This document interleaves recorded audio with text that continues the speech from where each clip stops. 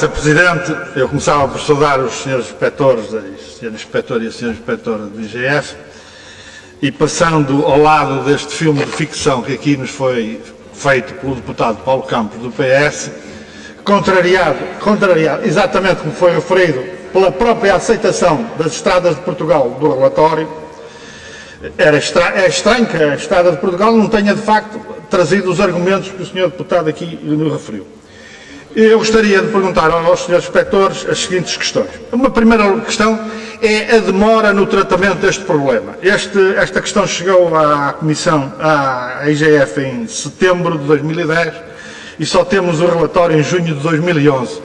É referido que houve várias interrupções. Gostaria de ter alguma ideia perante a importância do dossiê deste tema, as razões desta demora.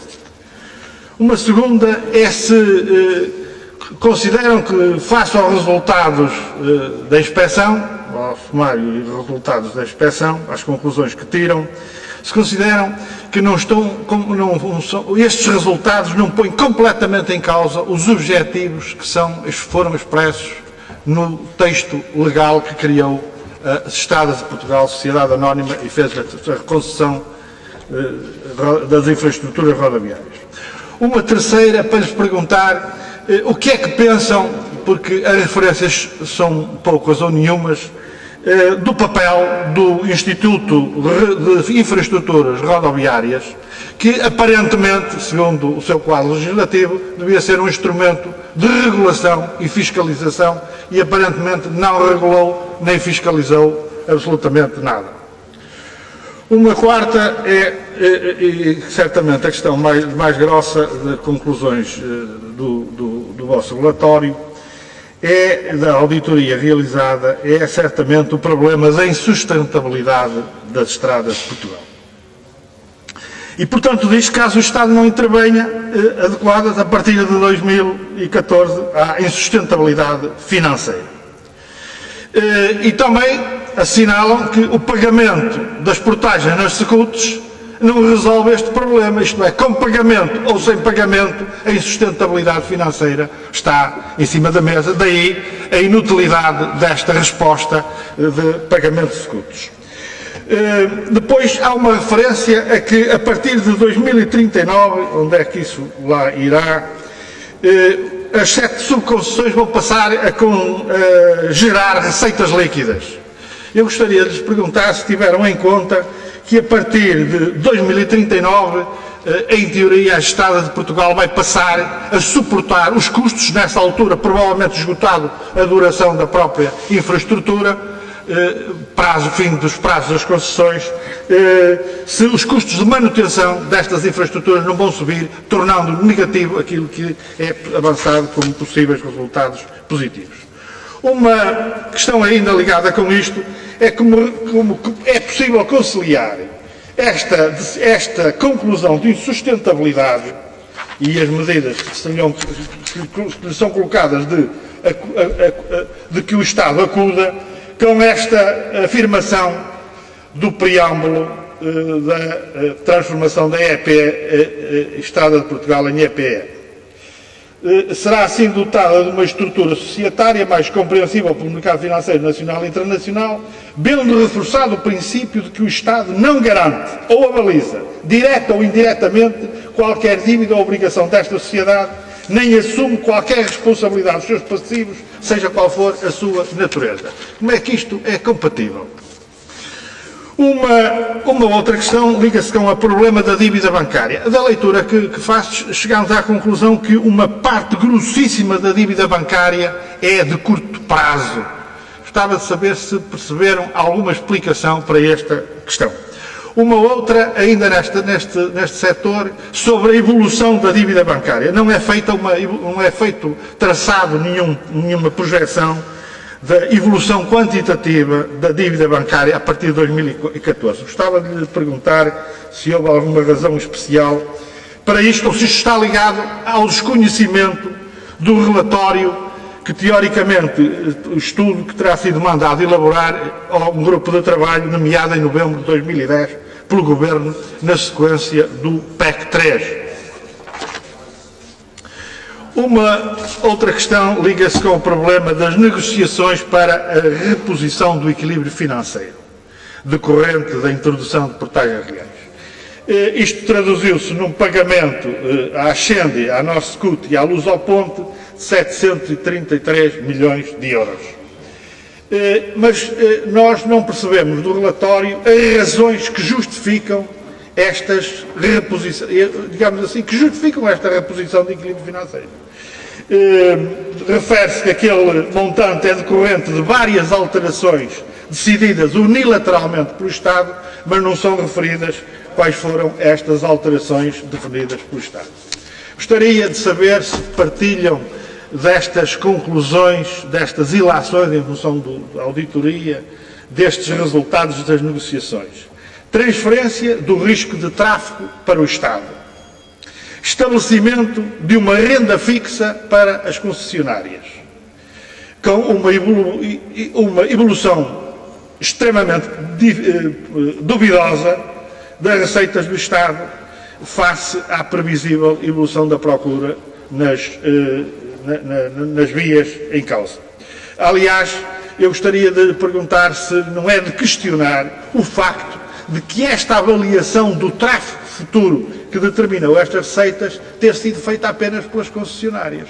A Estradas de Portugal, o Instituto, não tinha condições para fazer esta avaliação, isto é, entregou-se a um dos interessados este cálculo. Muito obrigado, Sr. Deputado. Para concluir. Para concluir, Sr. Deputado. Vou concluir, Sr. Presidente. Eu gostaria ainda de lhe perguntar se esta transferência de riscos para o Estado, e o Estado passou a assumir todos os riscos em matéria de tráfego, quando a legislação, quando o próprio Tribunal de Contas, citando essa legislação, diz que deveria ser privilegiada uma significativa transferência de riscos para o setor privado. Como é que isto é conciliável? Obrigado, Sr. Presidente. Obrigado, Sr. Presidente. Eu começaria por fazer aqui um breve comentário, mais uma vez às palavras do deputado Paulo Campos. Pelos vistos, a EP, a Estradas de Portugal, caminha para a falência, mas distribuindo dividendos. Devemos dizer que não é caso único. Não é caso único. Eu gostaria de regressar ao problema da opção pelas parcerias público-privadas.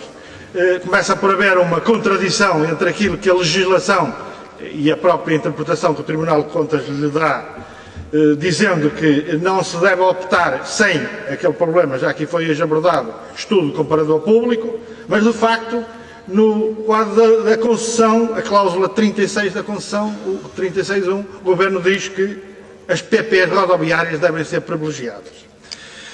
No entanto, a Estrada de Portugal veio depois, também já aqui foi certamente referido, que no exercício do contraditório referiu que enviou novos estudos para o Tribunal de Contas na base do comparador público que justificavam as opções pelas PPs. Eu perguntava se esses estudos são conhecidos da Inspeção-Geral de Finanças. A Inspeção-Geral de Finanças diz que o Tribunal de Contas considerou insuficiente a apresentação dos referidos estudos, não tendo sido observado qualquer elemento documental que corroborasse a posição da empresa, isto é, a vantagem das PPs. Eu gostava de saber se de facto isto está completamente claro. Depois, uma pergunta que julgo que se impõe nesta audição. O Tribunal de Contas recusou o visto a 5 concessões das Estradas de Portugal. Apesar dos avisos e pedidos do Tribunal de Contas, mantiveram-se as ilegalidades como prejuízo para o Estado. O visto do Tribunal de Contas acabou por ser concedido a título excepcional. Na auditoria, registra-se que se mantiveram a maioria das ilegalidades. Das 2 auditorias realizadas em 2008 pela IGF, verificámos que das 22 recomendações foram implementadas 10, de modo parcial 4 e 8 não implementadas. Perante a insustentabilidade das Estradas de Portugal, parece estranho que as recomendações da Inspeção-Geral de Finanças e os pareceres do Tribunal de Contas não tenham sido tidos em consideração de uma forma mais efetiva, particularmente por quem tutelava as Estradas de Portugal. Gostaria de dizer 2 ou 3 coisas como conclusão. Eu julgo que o modelo de gestão seguido pela Estrada de Portugal está claro o seu erro profundo, aumento de gastos com adjudicações a entidades privadas, elevadíssimos endividamentos e encargos financeiros, necessidades de financiamento em crescendo, degradação da situação após 2011. O modelo seguido é desastroso e insustentável. As consequências tendem a agravar-se. As PPs tornaram-se ruinosas para o Estado, grandes negócios para as grandes empresas, criando rendas sem riscos à custa dos contribuintes. E, num comentário final, dizer que temos legislação, decretos-leis, temos uma empresa pública, a EP, uma empresa de sociedade anónima, para lhe dar cumprimento, um Instituto INIR para regular e fiscalizar, são contratados consultores que não se percebe bem qual foi o papel que tiveram neste processo, gastaram-se os milhares ou milhões de euros nestas consultas, existe o Tribunal de Contas e a Inspeção-Geral de Finanças faz auditorias e o resultado de tudo isto é uma situação financeira insustentável e um endividamento incomportável para o Estado. Podemos dizer que é a regulação capitalista em todo o seu esplendor e pergunta-se ainda porque é que ninguém vai preso. Obrigado, Sr. Presidente. Muito obrigado.